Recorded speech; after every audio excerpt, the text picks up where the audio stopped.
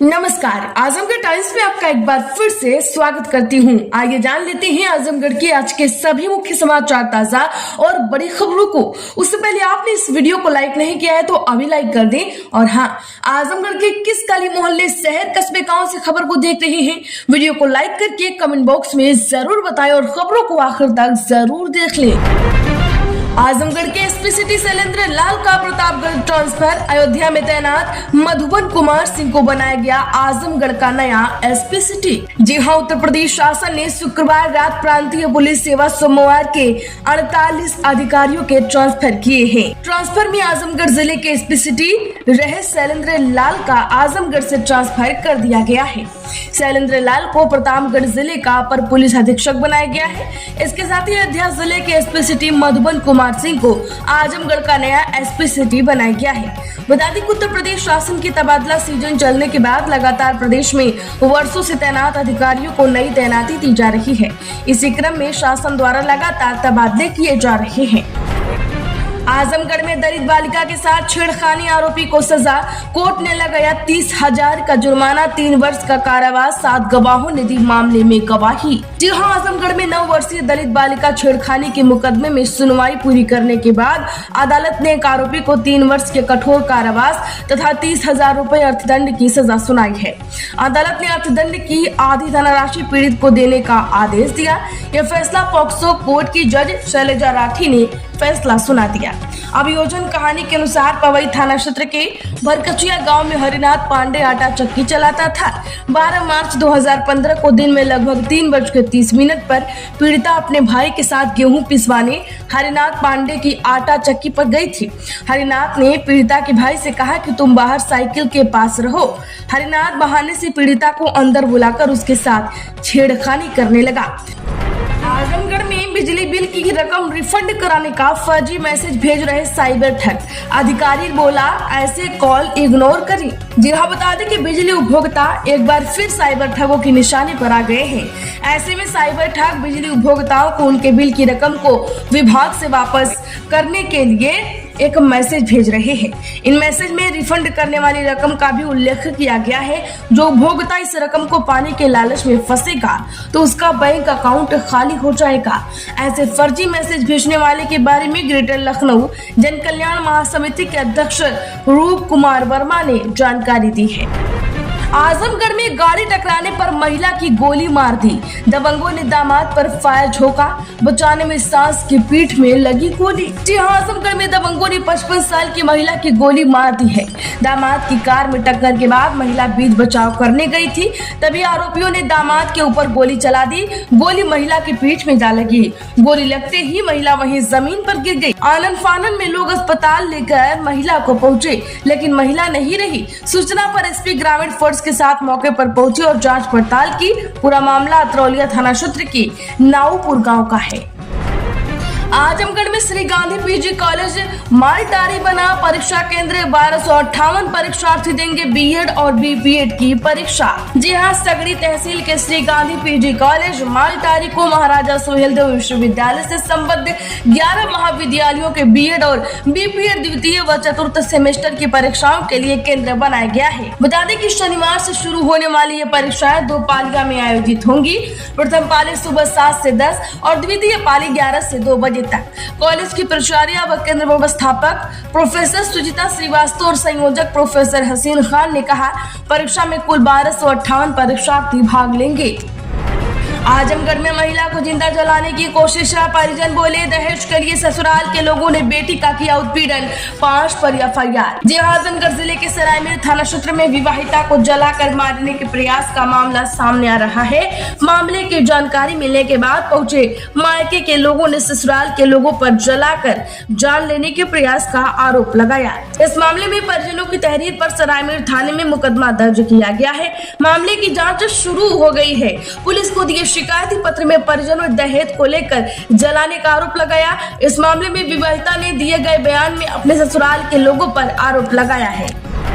आजमगढ़ में 40 डिग्री के पार पहुंचा पारा, सड़कों पर पसरा सन्नाटा, जिला प्रशासन ने जारी की एडवाइजरी और बढ़ेगी गर्मी। जी हां, आजमगढ़ जिले में 3 दिन से लगातार तापमान बढ़ रहा है।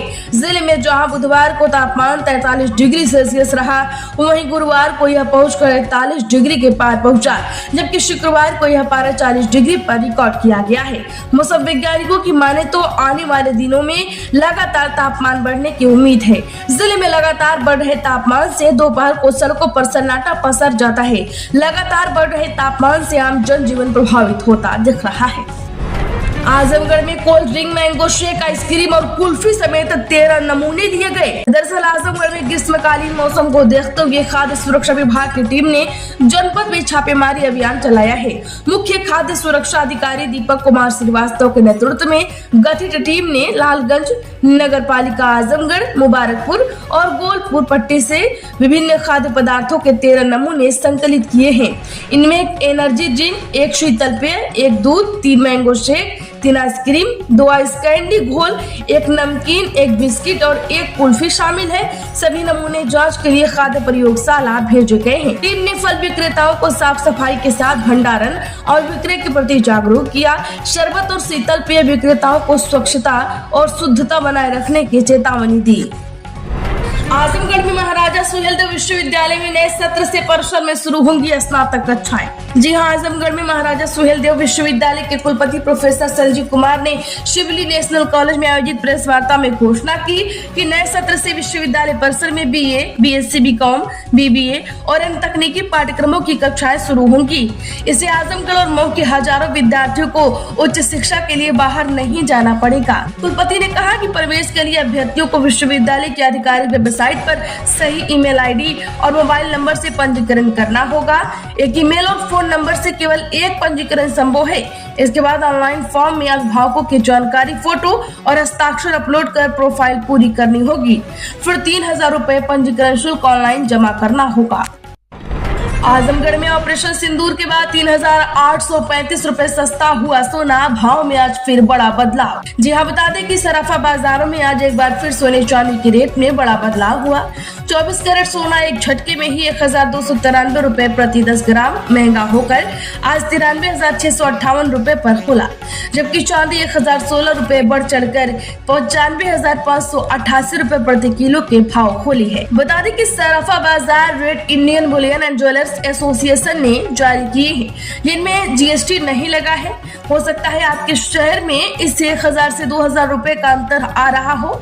IBGA ने दिन में 2 बार रेट जारी कर रहा है, एक बार दोपहर 12 बजे करीब और दूसरा 5 बजे के आसपास। अभी यह रेट दोपहर वाला ही है। आजमगढ़ में भाजपा जिला मंत्री की शिकायत पर 5 नामजद 4 अज्ञात पर केस। जी हां, बता दें कि हिरोला थाना क्षेत्र के विशुनपुरा गांव निवासी व भाजपा लालगंज के जिला मंत्री रेखा गोस्वामी की शिकायत पर पुलिस अधीक्षक के निर्देश के बाद हिरोला थाने में मुकदमा दर्ज किया गया है।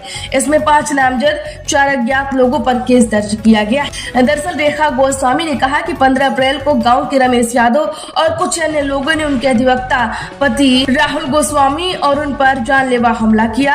इससे राहुल गंभीर रूप से घायल हो गए हैं और उन्हें चोट आई है। इस मामले में पुलिस ने मुकदमा दर्ज किया है, लेकिन आरोपियों के दबाव में कोई कार्रवाई नहीं हुई। आजमगढ़ में असंगठित श्रमिकों को न्यूनतम मानदेय दिया जाएगा, ये सुविधा भी मिलेगी। CM योगी का आदेश जारी। जी हां, मुख्यमंत्री योगी आदित्यनाथ ने कहा है कि असंगठित क्षेत्र के श्रमिकों की स्किल मैपिंग कर न्यूनतम मानदेय की गारंटी सुनिश्चित की जाए। श्रमिक और उद्योगपति एक दूसरे के पूरक है, न कि प्रतिस्पर्धी। औद्योगिक प्रगति तभी संभव है जब श्रम कानूनों को प्रो इंडस्ट्री और प्रो श्रमिक दोनों दृष्टियों से संतुलित बनाया जाए।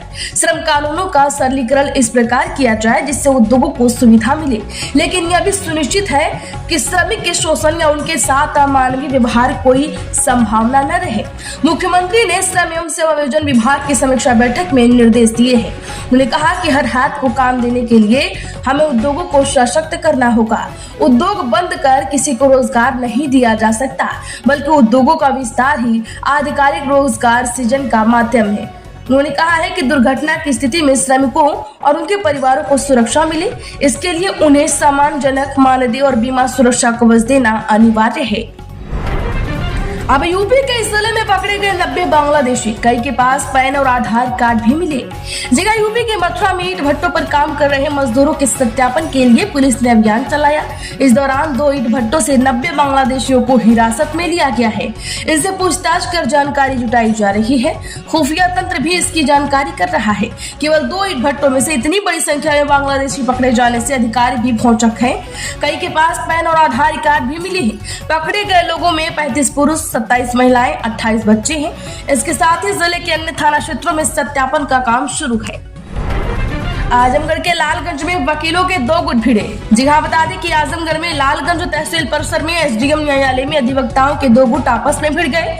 एक अधिवक्ता को फर्जी बताकर दूसरे पक्ष के वकील हंगामा करने लगे। मौके पर पहुंची पुलिस एक वकील को पकड़कर चौकी ले गई। हुआ ये कि काली कोट पहना एक व्यक्ति अपने को अधिवक्ता बताकर एसडीएम न्यायालय में वरिष्ठ अधिवक्ता अशोक अस्थाना के साथ अभद्रता व गाली गलौज करने लगा।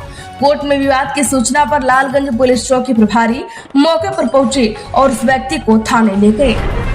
आजमगढ़ में महिला ने पति और देवर को झूठे केस फंसाने का आरोप लगाया। जी आजमगढ़ में पति और देवर को झूठे मुकदमे में फंसाए जाने का आरोप लगाते हुए पीड़ित महिला ने पुलिस अधीक्षक को प्रार्थना पत्र देकर न्याय की गुहार लगाई।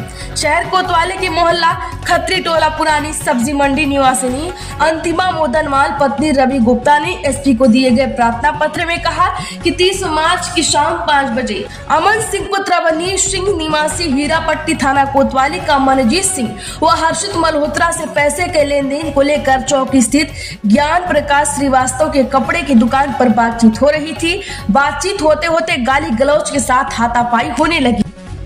आजमगढ़ में जल जीवन मिशन में लापरवाही पर सीएम योगी का बड़ा एक्शन, 122 अफसरों कर्मचारियों की जांच। दरअसल मुख्यमंत्री योगी आदित्यनाथ ने जल जीवन मिशन के तहत निर्माणाधीन पाइप पेयजल योजनाओं की गुणवत्ता और समयबद्धता को सर्वोच्च प्राथमिकता देते हुए लापरवाही बरतने वाले अधिकारियों और कर्मचारियों के खिलाफ कड़ा एक्शन लिया है। ना नोटिस ना चेतावनी, 3751 लोगों की रोजी रोटी का सवाल है। मिलॉट एचसी में बिलबिलाई तुर्की। तुर्की की company Celebi airport services India private limited ने नागर विमानन सुरक्षा ब्यूरो द्वारा राष्ट्रीय सुरक्षा के हित में सुरक्षा मंजूरी रद्द करने के फैसले के खिलाफ दिल्ली हाई कोर्ट का दरवाजा खटखटाया है।